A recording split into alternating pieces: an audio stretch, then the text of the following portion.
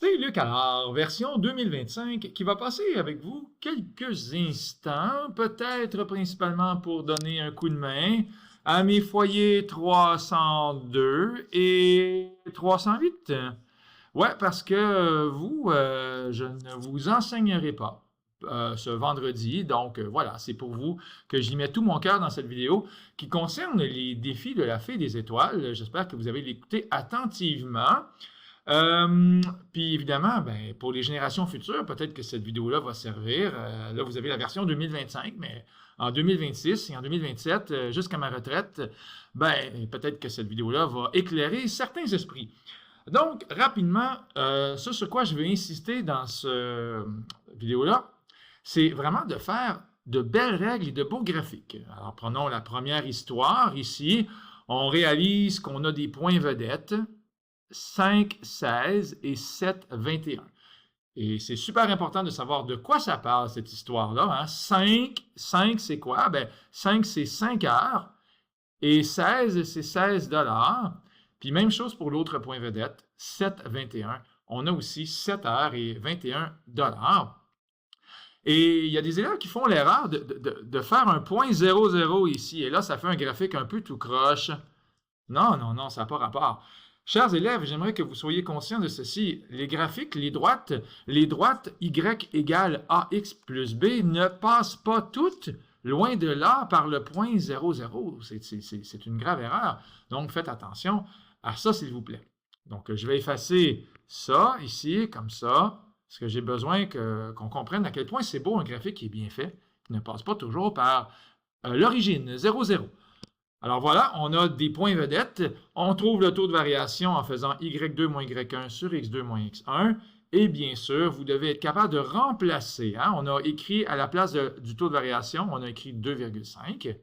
Donc, y est égal à 2,5x plus b. Et ensuite, on a remplacé le y par 16 et le x par 5. Et là, on cherche le b. Et ça donne 3,5. Donc, ça s'appelle l'ordonnée à l'origine, ou si vous préférez, la valeur de départ. D'ailleurs, on peut le voir ici. Hein, au départ, lorsque x vaut 0, ben, y, lui, il vaut 3,5. Donc, ça veut dire que le salaire, c'est de 3,5 $ en partant, même si le lutin, il n'a pas travaillé. Donc, voilà pour la première histoire. Je dis voilà, mais il y a une petite question à la fin. Ici, y est égal à 2,5x plus 3,5. Ça, c'est la règle. Et on vous demande de remplacer y par 148 et 50. C'est bel et bien y qu'on remplace parce que c'est des dollars. 148 et 50 $. Donc, on remplace le y. D'ailleurs, on voit le y, il est disparu. On l'a remplacé par 148 et 50.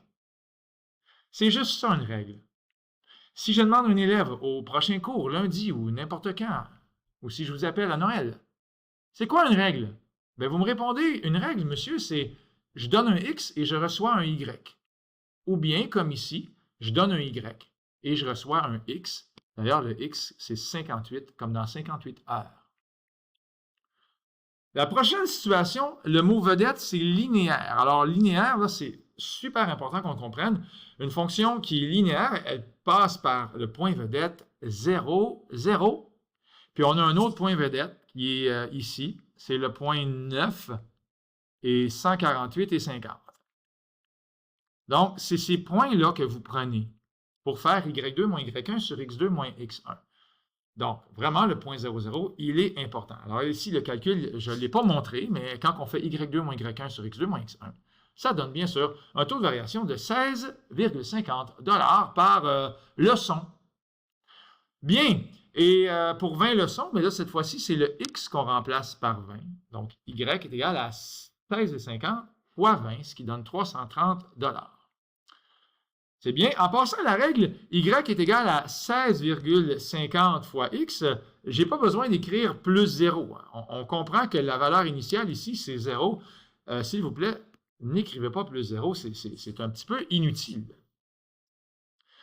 La prochaine histoire, bien sûr, c'est celle-là qui a causé le plus d'ennuis à cause du français, peut-être. Donc, je veux juste qu'on se comprenne bien. On a 120 $ en poche, mais après 2 heures de cours, il reste 83 $ et 50. Donc, ça veut dire, dans le fond, qu'on a dépensé Il suffit de faire 120 moins 83,50. On a dépensé 36,50 $ et il est là le point vedette. Après 2 heures, c'est 36,50 $ que ça coûte. Puis après 11 heures, bien, étant donné qu'il faut emprunter de l'argent, ce qu'il faut faire, c'est 112,25 $ plus 120. Donc, ça donne 232,25 $. Et là, j'ai vu des élèves vraiment avoir des difficultés incroyables pour graduer. Je pense que vous réfléchissez trop, les amis. Alors là, s'il vous plaît, on va faire des bons de... Bien, moi, ici, je fais des bons de 50, 100, 150. Alors, vous pouvez faire des bons comme ça, et c'est correct, même si ça n'arrive pas exactement à 36,5 ou à 232,25. L'important, c'est que nos points, on y croit et qu'ils soient bien placés. Des fois, c'est tellement simple, puis vous vous compliquez la vie, les amis. Alors, on trouve la règle, bien sûr, en faisant Y2 moins Y1 sur X2 moins X1. On trouve que c'est 21,75 $ par heure. Et là, on réalise, en remplaçant le Y et le X, qu'il y a une valeur initiale de moins 7. D'ailleurs, on la voit ici, la valeur initiale, lorsque X vaut 0, Y vaut moins 7.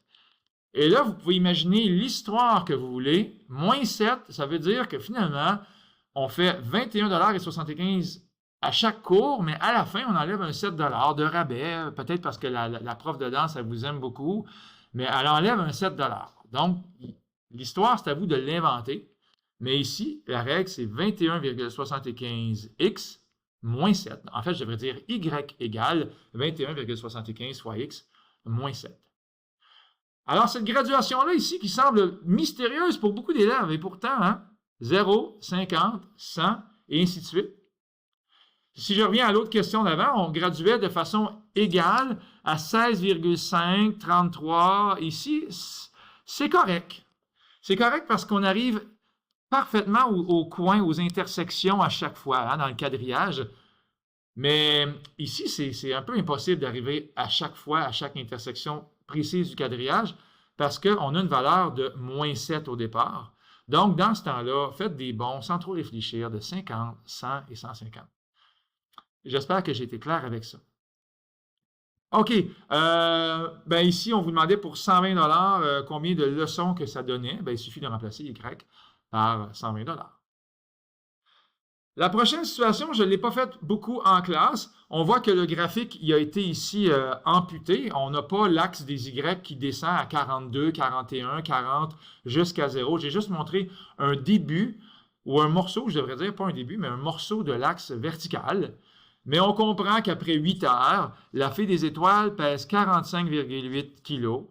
Puis on réalise qu'elle perd 0,2 kg par minute. Ouais, il y avait un piège ici, hein? Parce que 200 grammes, c'est la même chose que 0,2 kg. Et la fée, elle fond, hein? Elle perd sa masse parce que c'est très demandant de danser avec danser. Ça dit quoi? Elle danse.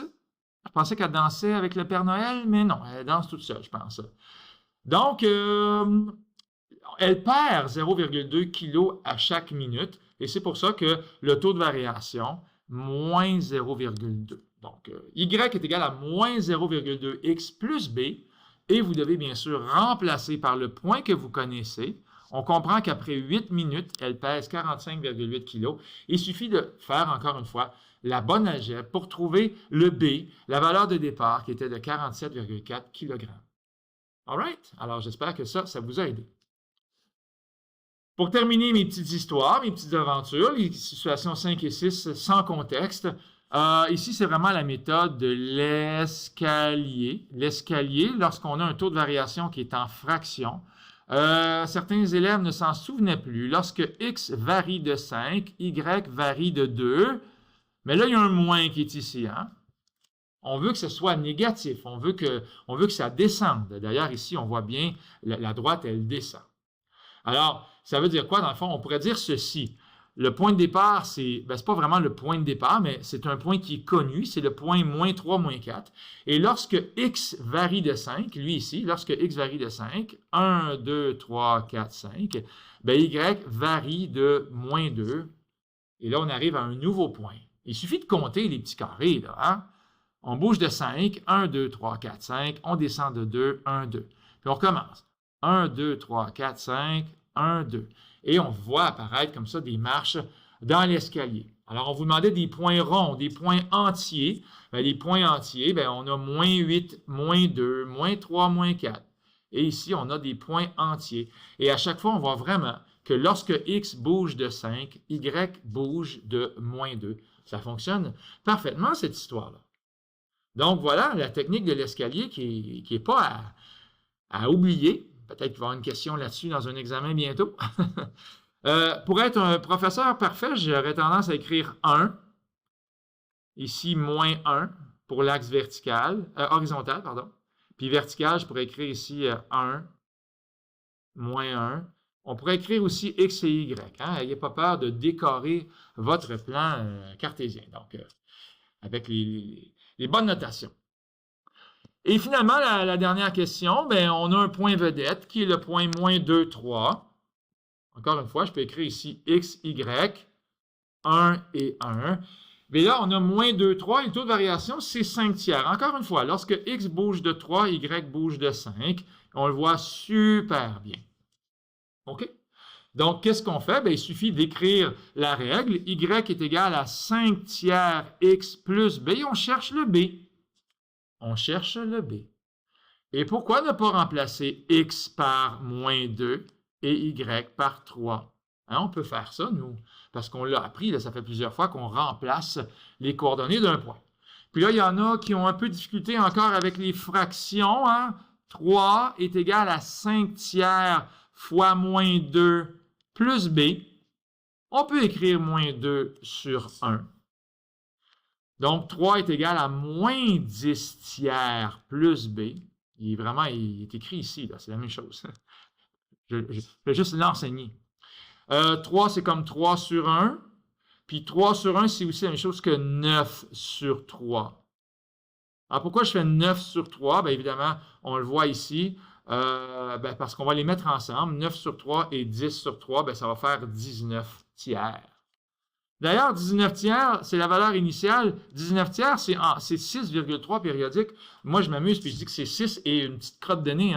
6,3 périodique. Puis on le voit bien, si on compte correctement. 1, 2, 3, 4, 5, 6.